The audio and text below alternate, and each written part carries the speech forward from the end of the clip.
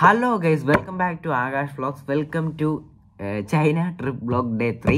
Total day 4 ആണെങ്കിലും നമ്മുടെ ചൈനയിൽ എത്തിയിട്ടുള്ള ഡേ 3 ആണ് ഇന്ന്. കഴിഞ്ഞ 2 ദിവസം, അതായത് ഇന്നലെ നമ്മൾ ഫോർബിഡൻ സിറ്റി പോയി, ടിയാൻമെൻ സ്ക്വയറിൽ പോയി, പിന്നെ നമ്മളൊരു ഷോ കണ്ടു, കായികപരമായിട്ടുള്ള ഷോയും കണ്ടു. അതൊക്കെ അടിപൊളിയായിരുന്നു, ഒന്നും പറയേണ്ട കാര്യമില്ല. പക്ഷേ കമ്പയർ പറ്റുമല്ലേ നമ്മൾ മിനിഞ്ഞാത്ത ദിവസം, അതായത് നമ്മൾ ഗ്രേറ്റ് വാൾ ഓഫ് ചൈനയിൽ പോയതും ഗോൾഡൻ മാസ്ക്, അതൊക്കെ വെച്ച് നോക്കുമ്പോൾ എനിക്ക് മിനിഞ്ഞാത്തതിനോട് കുറച്ച് കൂടുതൽ ഇഷ്ടമുണ്ട്. കാരണം ഗ്രേറ്റ് വാൾ ഓഫ് ചൈന എന്ന നമുക്കെന്നൊരു മെമ്മറി ഭയങ്കരമാണ്. അത് ഞാൻ ഇന്നലത്തെ മിനിഞ്ഞാത്ത വ്ളോഗിലായിട്ട് കുറേ പ്രാവശ്യം പറഞ്ഞു. അതെനിക്ക് അത് വലിയൊരു സ്ഥലമാണ്, അത് തന്നെ എനിക്ക് വലിയ കാര്യം. അതായത് ഒരു ഹിസ്റ്റോറിക്കലായിട്ടുള്ള സ്ഥലമാണ്. പക്ഷേ അവിടെ കുറേ മെമ്മറീസ്, ഓരോ സ്ഥലം നമുക്ക് ഓർത്തിരിക്കുമ്പോൾ കുറച്ച് മെമ്മറീസ് ഉള്ളതുകൊണ്ടാണല്ലോ നമുക്ക് സ്ഥലമാണ് എന്താണെങ്കിലും മെമ്മറീസ്, നല്ല ആയിക്കോട്ടെ മോശമായിക്കോട്ടെ, മെമ്മറീസ് ഉണ്ടാകുമ്പോഴാണല്ലോ ആ ഒരു സ്ഥലമായാലും എന്തായാലും ഫേവറേറ്റ് ആവുന്നത്. അതുപോലെ തന്നെ ഗ്രേറ്റ് വാൾ ഓഫ് ചൈന അടിപൊളിയായിരുന്നു. അതാ ഞാൻ പറഞ്ഞത്, ഇന്നലത്തെ വെച്ച് നോക്കുമ്പോൾ മിനിഞ്ഞാന്ന് എനിക്ക് ഇഷ്ടപ്പെട്ടു. പക്ഷേ ഇന്നലെ നല്ല ദിവസമായിരുന്നു. ടിയാൻമെൻ സ്ക്വയർ അറിയാം നിങ്ങൾക്ക്, ഞാൻ ഇന്നലെ വിശദീകരിച്ച് പറഞ്ഞതാണ്. ചൈനയിലുള്ള കുറേ വർഷങ്ങൾക്ക് മുമ്പ് ചൈനയിലുള്ള ഒരു കൂട്ടം കുട്ടികൾ സ്വാതന്ത്ര്യത്തിന് വേണ്ടി എന്താ പറയുക പോരാടി ചരിത്രം സൃഷ്ടിച്ചൊരു സ്ഥലമാണ് ടിയാൻമെൻ സ്ക്വയർ. അതിനോട് ചേർന്ന് കിടക്കുന്ന ഫോർബിഡൻ സിറ്റി. എനിവേ, ഇന്നലത്തെ ദിവസം അടിപൊളിയായിരുന്നു. ഞാനും അതിനേക്കാളും നല്ല അടിപൊളിയായിരുന്നു. അപ്പോൾ ഞാൻ പറഞ്ഞു വന്നത്, ഇന്ന് ഡേ 3 ആണ്. നമ്മളിപ്പോൾ ഈ 3 ദിവസമായിട്ടും, അതായത് ഈ മിനിഞ്ഞാന്നെത്തി ഇന്നലെയും ഈ സമയം വരെ നിൽക്കുന്നത് ചൈനയിലെ ബീജിംഗ് എന്ന് പറയുന്ന സ്ഥലത്താണ്. ബീജിംഗ് എന്ന് പറഞ്ഞാൽ ചൈനയുടെ നോർത്ത് സൈഡാണ്, അതായത് ചൈനയുടെ ഏറ്റവും മുമ്പിലത്തെ വശത്താണ് നമ്മളിപ്പോൾ നിൽക്കുന്നത്. നമ്മൾ ഇന്ന് വൈകിട്ടോടു കൂടി ചൈനയുടെ ബീജിങ്ങിൽ നിന്നും ഷാൻജിയാജി എന്ന് പറയുന്ന സ്ഥലത്തേക്ക് മാറണം. അതായത് ഇവിടുന്ന് ഏകദേശം ഒരു 1000 കിലോമീറ്ററോളം ഉണ്ട്. അപ്പം നമ്മുടെ നാട്ടിലൊക്കെ ആണെങ്കിൽ ഇങ്ങേറ്റം വരെ കൂടി പോയിട്ട് 400-500 കിലോമീറ്ററൊക്കെ ഉണ്ടാവുള്ളൂ. പക്ഷേ ഇവിടെ 1000 കിലോമീറ്റർ എന്ന് പറഞ്ഞാൽ ബസ്സിൽ കൂടെ ഒന്നും ഇവിടെ ബുള്ളറ്റ് ട്രെയിൻ എന്ന് പറഞ്ഞ ഒരു സംവിധാനമുണ്ട്, അറിയാം, നിങ്ങൾക്ക് കേട്ടിട്ടുണ്ടാവും. അതായത് 415 കിലോമീറ്റർ പെർ അവർ പോവും. അപ്പം 1.5-2 മണിക്കൂർ, അല്ല, ഒരു 2.5 മണിക്കൂർ കൊണ്ട് എത്താവുന്നേ ഉള്ളെങ്കിലും, പക്ഷേ നമുക്ക് ഇച്ചിരിയും കൂടെ പെട്ടെന്ന് എത്താൻ വേണ്ടിയാണ് നമ്മൾ ഫ്ലൈറ്റ് മാർഗം യൂസ് ചെയ്യുന്നത്. സോ നമ്മൾ ഇന്ന് വൈകിട്ട് ഫ്ലൈറ്റിൻ്റെ ടൈം എപ്പോഴാണെന്ന് എനിക്കറിയില്ല. വൈകിട്ട് ഒരു 7:30 തോന്നുന്നു, കറക്റ്റ് ടൈം പറഞ്ഞിട്ടുമില്ല. വൈകിട്ടോടുകൂടി നമ്മൾ ബീജിങ്ങിൽ നിന്ന് വിടവാങ്ങുന്നു. ഇതുവരെയുള്ള ബീജിങ്ങിലെ എൻ്റെ ഒരു എക്സ്പീരിയൻസ് ഞാൻ പറഞ്ഞു തീരാറായിട്ടില്ല, കാരണം വൈകിട്ടാണ് ഫ്ലൈറ്റ്. അതുവരെ നമ്മൾ ചൈനയിലെ ഒളിമ്പിക് സ്റ്റേഡിയം കാണാൻ പോകുന്നുണ്ട്.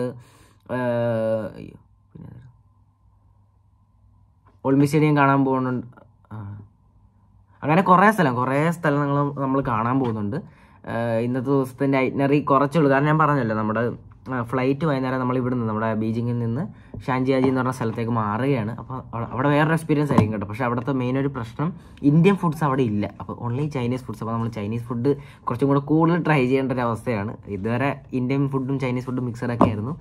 എനിവേ, ഇന്നത്തെ ഒരു വ്ളോഗ് ഇവിടെ വെച്ച് തുടങ്ങിയാണ്. ഇന്നലത്തെ ദിവസം മിനിഞ്ഞാന്ന് എല്ലാം അടിപൊളിയായിരുന്നു. ഇന്ന് നമ്മൾ എന്താ പറയുക, ചൈനയിലെ ഒളിമ്പിക് സ്റ്റേഡിയം എല്ലാം നമുക്ക് എക്സ്പീരിയൻസ് ചെയ്യാം. Anyway, welcome to Akash vlogs. Subscribe ചെയ്യുക. ലെറ്റ്സ് സ്റ്റാർട്ട് അവർ.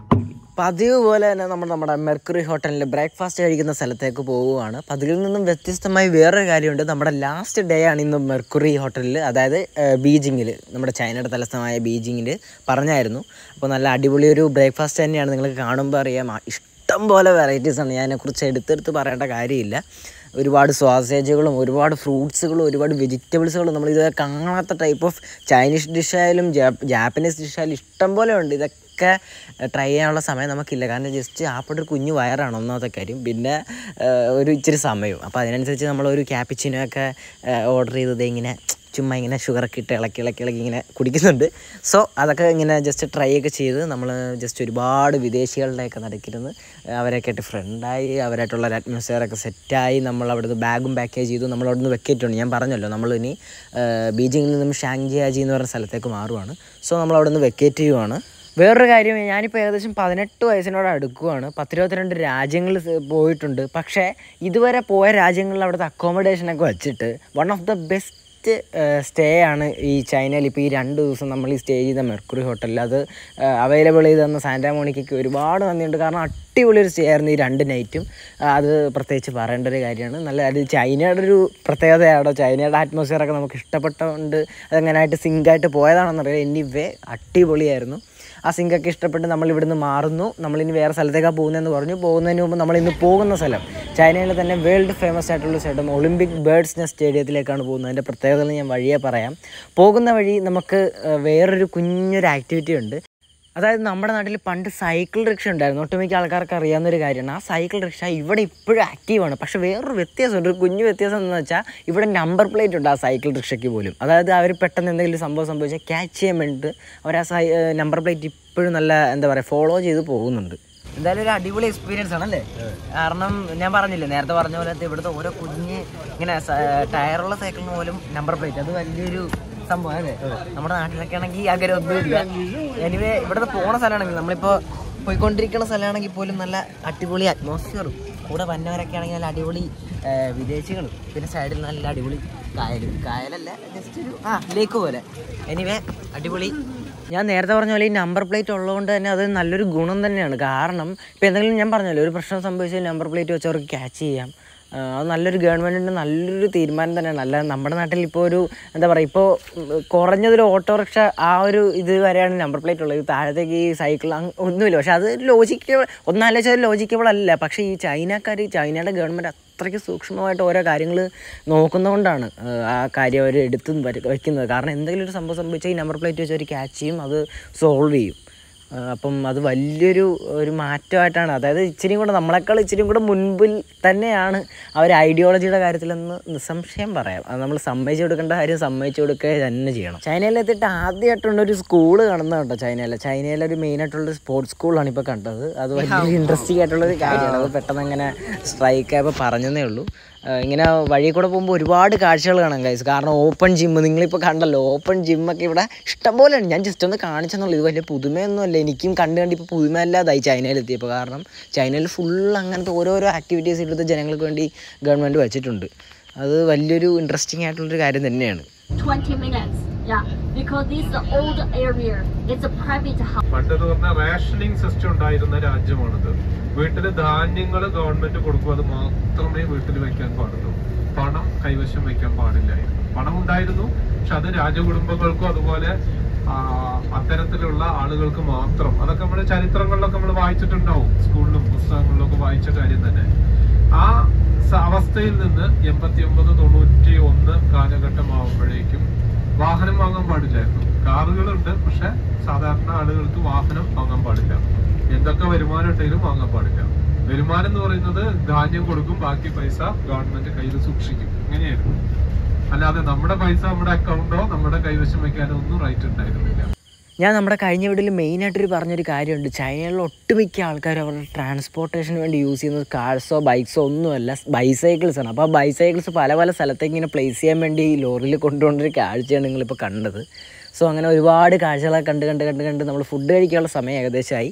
ഈ സ്ഥലത്ത് നമ്മൾ നേരത്തെ വന്നിട്ടുണ്ട്. അതായത് ഡേ വൺ എന്ന പോലും അല്ല, എത്തിയ ആ ദിവസം ഫുഡ് കഴിച്ചത് ഇവിടെയുള്ളൊരു ഇന്ത്യൻ റെസ്റ്റോറൻറ്റിലാണ്, ബീജിങ്. അതായത് ചൈനയുടെ തലസ്ഥാന നഗരിയിൽ തന്നെ ഉള്ളൊരു അടിപൊളി ഒരു ഇന്ത്യൻ റെസ്റ്റോറൻറ്റിലാണ്. അവിടെ തന്നെ നമ്മൾ എഗെയിൻ വന്നിരിക്കുകയാണ്. കാരണം കണ്ടിന്യൂസ്ലി ചൈനീസ് ഫുഡ് കഴിച്ചാൽ നമുക്കത് പ്രശ്നമാകും. കാരണം നമുക്കധികം പരിചയമില്ല. എന്നാൽ കഴിക്കണം കേട്ടോ, കഴിക്കണമെന്നല്ല. ഇപ്പോൾ നമ്മളൊരു രാജ്യത്ത് ചെല്ലുമ്പോൾ അവിടുത്തെ ഫുഡാണ് ട്രൈ ചെയ്യേണ്ടത്. അല്ലാതെ നാട്ടിലെ ഫുഡാണ് കഴിക്കണമെന്ന് വാശി പിടിച്ചാൽ നാട്ടിൽ ഇരുന്നാൽ മതി. അതൊരു ലോജിക്കാണ്. അല്ലാതെ നമ്മളെവിടെ ചൊല്ലുന്നോ അവിടുത്തെ ഫുഡ് ട്രൈ ചെയ്യണം. അവിടുത്തെ ഫുഡ് കഴിക്കണമെന്ന് നിർബന്ധമല്ല, ട്രൈ ചെയ്യണം. അപ്പോൾ അവിടുത്തെ ഒരു കൾച്ചർ നമുക്ക് മനസ്സിലാവും. പറഞ്ഞ് നമ്മൾ നമ്മുടെ ഒളിമ്പിക് സ്റ്റേഡിയത്തിന് അടുത്തേക്ക് എത്താറായി. ഒരു ലേശം ദൂരമുണ്ട്. നമ്മളിപ്പോൾ ബസ് പാർക്ക് ചെയ്തിരിക്കുന്ന സമയത്ത് ഞാൻ പറഞ്ഞ പോലെ ലേശം ദൂരം ഉണ്ടെങ്കിലും എന്താ പറയുക, നടന്നും പോകാം. ഇപ്പോൾ എന്താ പറയുക, ഞാൻ ഓരോരോ വിഷ്വലിൽ ഇങ്ങനെ ട്രെയിൻ പോലത്തെ ഓരോ ഇങ്ങനെ വണ്ടികൾ പോകുന്ന പോലെ അതിൻ്റെ പുറത്തും കയറിയതും പോകാം. പക്ഷെ അത് നല്ല എക്സ്പെൻസീവാണ്. എന്തിനാണ് വെറുതെ നല്ല എക്സ്പെൻസീവ് കൊടുത്ത്? ഒരു കാര്യമില്ല, എക്സ്പെൻസീവിൻ്റെ കാര്യമല്ല. നമുക്ക് ആവശ്യമുള്ളിടത്ത് കാശ് കൊടുത്താൽ പോലെ എന്ന് വിചാരിച്ചിട്ട് നമ്മൾ നടന്നു പോവുകയാണ് കേസ്. ഞാനല്ല, ഞങ്ങൾ കുറച്ച് പേര്, ഞങ്ങളുടെ ഗ്രൂപ്പിലൊരു പകുതിയോളം ആൾക്കാർ നടന്നു പോകാൻ തീരുമാനിച്ചിരിക്കുകയാണ്. ഇവിടുന്ന് ജസ്റ്റ് ഒരു 10 മിനിറ്റ് നടന്നാൽ മതി. ഇനി അടിപൊളിയാണ് കേട്ടോ, നല്ല വൈബാണ്. ഇപ്പോൾ നല്ല വെയിലടിക്കുന്നുണ്ട്. നമ്മൾ ഗ്രേറ്റ് വാൾ ഓഫ് ചൈനയിൽ പോയ പോലെ തന്നെ നല്ല വെയിലടിക്കുന്നുണ്ടെങ്കിലും ആ വെയിൽ അഫക്റ്റ് ചെയ്യുന്നില്ല. ഞാൻ പറഞ്ഞില്ലേ, ദുബായിലൊരു ടൈപ്പ് ഓഫ് ക്ലൈമറ്റാണ്. തണുപ്പടിക്കുന്നുണ്ട്, അതിൻ്റെ കൂടെ വെയിലും. അപ്പം മീഡിയം എന്ന് പറയാൻ പറ്റില്ല, എന്നാലും ഒരു തണുപ്പാണ്, ഒരു ചെറിയൊരു ഒരു കൂൾനെസ് ഫീൽ ചെയ്യുന്നുണ്ട്. എനിവേ ഇനി കുറച്ചും കൂടെ അങ്ങോട്ട് നടന്നാൽ മതി. നടക്കുമ്പോൾ ഞാൻ പറഞ്ഞ പോലെ ചൈനയിലെ ഒളിമ്പിക്സിന് എന്താ പറയുക, ഒളിമ്പിക്സിൻ്റെ കായികപരമായിട്ട് എല്ലാം, പിന്നെ അതിൻ്റെ പ്രാക്ടീസും അങ്ങനെ അതൊക്കെ നടക്കുന്നതുകൊണ്ടാണ് ചൈന എപ്പോഴും ഒളിമ്പിക്കിൽ 1ാം നിരയിൽ തന്നെ നിൽക്കുന്നത്. അറിയാമല്ലോ നിങ്ങൾക്ക്. നമ്മുടെ ഇന്ത്യയെക്കാളും വെല്ലായിട്ട് അവർ പ്രാക്ടീസും എല്ലാം സെറ്റാകൊണ്ടാണ് അവർ ഒളിമ്പിക്സിൽ പല പ്രൈസുകൾ അവർ മേടിക്കുന്ന രാജ്യങ്ങളിൽ ഒന്നാമതാണ് ചൈന. അറിയാവുന്നതാണ്. എനിവേ കാണാം. ഏകദേശം അറൗണ്ട് 1 lakh ഓഫ് പീപ്പിൾസിന് ഒരേ സമയത്ത് ഒരു ഗെയിം കാണാൻ പറ്റുന്ന രീതിയിലാണ് ഇതിൻ്റെ സീറ്റിംഗ് കപ്പാസിറ്റി ഒക്കെ ഉള്ളത്. അപ്പോൾ നമുക്ക് ആലോചിക്കാം അകത്ത് എന്തോരം സ്പേസ് ഉണ്ടായിരിക്കുമെന്ന്. അതിനനുസരിച്ചുള്ള ഒളിമ്പിക്സ് എന്താ പറയുക സ്പോർട്സും അതിനനുസരിച്ചുള്ള പരിപാടികളൊക്കെ അതിൻ്റെ അകത്ത് നടക്കുന്നുണ്ട്. നിങ്ങൾ യൂട്യൂബിൽ നോക്കിയാൽ ഞാനിപ്പോൾ കുറച്ച് മുമ്പ് യൂട്യൂബിൽ നോക്കിയപ്പോൾ അതിൻ്റെ വീഡിയോസൊക്കെ ഉണ്ട്, നല്ല ഇൻട്രസ്റ്റിംഗ് ആണ്. അപ്പോൾ അതിൻ്റെ അകത്ത് ഇഷ്ടം പോലെ അടിപൊളി പരിപാടികളൊക്കെ രാത്രിയാണ്, മിക്കപ്പോഴും ഈവനിങ്സിലാണ് നടക്കാറ്. ഈവനിങ്സിൽ നടക്കുമ്പോൾ നല്ല ലൈറ്റൊക്കെ സെറ്റപ്പായിട്ടാണ്, ഇപ്പോൾ കാണുന്ന പോലെയൊന്നുമല്ല, നല്ല ലൈറ്റ്സൊക്കെ സെറ്റപ്പ് ചെയ്ത് നല്ല അടിപൊളി പുറത്തൊരു വലിയൊരു അറ്റ്മോസ്ഫിയർ ആയിരിക്കും. അപ്പോൾ തന്നെ നിങ്ങൾക്ക് മനസ്സിലാക്കാം. അപ്പോൾ ഇപ്പോൾ ദൂരെ നിന്ന് കാണുമ്പോൾ തന്നെ ഒരു നല്ല രസമാണ്. അപ്പോൾ വൈകിട്ട് ആ ഈവനിങ് സമയത്ത് വേറൊരു അറ്റ്മോസ്ഫിയറാണ്. അപ്പോൾ നമ്മുടെ ചൈനയുടെ തലസ്ഥാനമായ ബീജിങ്ങിൽ നിന്നും, അതായത് ചൈനയുടെ നോർത്ത് ഈസ്റ്റിൽ നിന്നും സൗത്ത് വെസ്റ്റിലേക്ക് ഷാൻജിയാജി എന്ന് പറയുന്ന സ്ഥലത്തേക്ക് മാറുകയാണ്. ഏകദേശം ഒരു 1300ഓളം കിലോമീറ്റർ വ്യത്യാസമുണ്ട്. അതിന് നമ്മൾ ട്രെയിനല്ല, ബസ്സല്ല, കാറല്ല, ബൈ ട്രാവൽ ഓൺ റോഡല്ല, ഫ്ലൈറ്റിൽ തന്നെ പോയാലേ പറ്റുള്ളൂ. കാരണം അങ്ങനെയൊക്കെ പോയാൽ എപ്പോൾ എത്തുമെന്ന് നിങ്ങൾക്ക് ഊഹിക്കാവുന്നേ ഉള്ളൂ. ഒരു 12-15 മണിക്കൂർ നിർത്താതെ കാർ ഓടിച്ച് പോകുന്നത് ടൈം വേസ്റ്റ് ആയതുകൊണ്ട് തന്നെ നമ്മളെ ഫ്ലൈറ്റ് മാർഗം തന്നെയാണ് പോകുന്നത്. ജസ്റ്റ് 1.5 hour 1.5 മണിക്കൂറത്തെ ട്രാവലേ ഉള്ളൂ. അതിനുവേണ്ടി നമ്മൾ എന്താ പറയുക ബീജിങ്ങിലുള്ള എയർപോർട്ടിൽ വന്നിരിക്കുകയാണ്, ബീജിങ് ഇൻ്റർനാഷണൽ എയർപോർട്ടിൽ വന്നിരിക്കുകയാണ്. നമ്മുടെ ഫ്ലൈറ്റ് വൈകിട്ട് നമ്മൾ ഇവിടുന്ന് പോകും. ജസ്റ്റ് ഒരു 1.5 hour 7-8 മണിയാകുമ്പോൾ നമ്മൾ ഷാൻജിയാജിലെത്തും. സോ ഇന്ന് രാത്രി അവിടെ സ്റ്റേ ആണ്. നാളെ തൊട്ടാണ് നമ്മുടെ നാളത്തെ അടിപൊളി പരിപാടികളൊക്കെ നാളെയാണ്. നാളെ നല്ല ഇൻട്രസ്റ്റിംഗ് പരിപാടികളാണ്. അതിനെക്കുറിച്ച് അടുത്ത വ്ളോഗിൽ, അതായത് നാളത്തെ ദിവസം നെക്സ്റ്റ് വ്ളോഗിൽ പറയുന്നതായിരിക്കും. ഇപ്പോൾ ഈ ഒരു ലാസ്റ്റ് കണ്ടിന്യൂസ് ആയിട്ട് ഇങ്ങനെ ഫ്ലൈറ്റ് ഞാനും അച്ഛനും ഇപ്പോൾ കഴിഞ്ഞ ദിവസം അച്ഛനോട് ഡൽഹി പോയായിരുന്നു. അതിന് മുമ്പ് മുംബൈയിലൊന്നും ഒരു പരിപാടിക്ക് വേണ്ടി പോയി. അതിനുശേഷം ഇപ്പോൾ ചൈനയിൽ ഇന്ത്യയിൽ ഇവിടെ വരേണ്ടതിന് 8 മണിക്കൂർ ചൈന ബീജിങ് എയർപോർട്ട് വരെ, അവിടെ നിന്ന് ഇപ്പോൾ ഷാൻജിയാജി. ഇപ്പോൾ ഇങ്ങനെ അടുപ്പിച്ച് ഫ്ലൈറ്റ്സ് ആയതുകൊണ്ട് ഇപ്പോൾ സ്റ്റാർട്ടിങ്ങിലൊക്കെ പോകുന്ന ഒരാൾക്ക് നല്ല ഇൻട്രസ്റ്റിംഗ് ആയിരിക്കും. പുറത്ത് കുറേ കാഴ്ചകൾ, ഫ്ലൈറ്റിന് അകത്തെ കാഴ്ചകൾ. പക്ഷേ കണ്ടിന്യൂസിൽ അടുപ്പിച്ച് പോകുന്ന അവർക്ക് ഞാൻ ഈ പറഞ്ഞതിൻ്റെ ഒരു ഇത് മനസ്സിലാവും. നമുക്കൊന്നും തോന്നില്ല. കാരണം ഒരു കാറിലിരുന്ന് പോകുന്ന പോലെ ഒത്തൊരു ഫീല് എപ്പോഴും നമ്മൾ കാറിൽ പോകുന്ന പോലെ ഫീലുണ്ടോ? ഇല്ല. അതുപോലെ തന്നെ ഫ്ലൈറ്റിലും ആ ഒരു ഫീലിലൂടെ ഇപ്പോൾ കടന്നു പോയിക്കൊണ്ടിരിക്കുകയാണ്. പക്ഷെ നമ്മൾ പോകുന്ന സ്ഥലവും ഇറങ്ങുന്ന സ്ഥലവും പുതിയ സ്ഥലങ്ങൾ, അതായത് ചൈനയിലെ പല കാഴ്ചകളായതുകൊണ്ട് അതിൻ്റെ ഒരു ഇൻട്രസ്റ്റിംഗ് ഫാക്റ്റ് ഉള്ളതുകൊണ്ട് മണിക്കൂറുകൾ ഫ്ലൈറ്റിൻ്റെ അകത്ത് ഇരിക്കുന്നത് നമുക്ക് സഹിക്കാം. അത്രേ ഉള്ളൂ. Nice to meet you guys. Hello.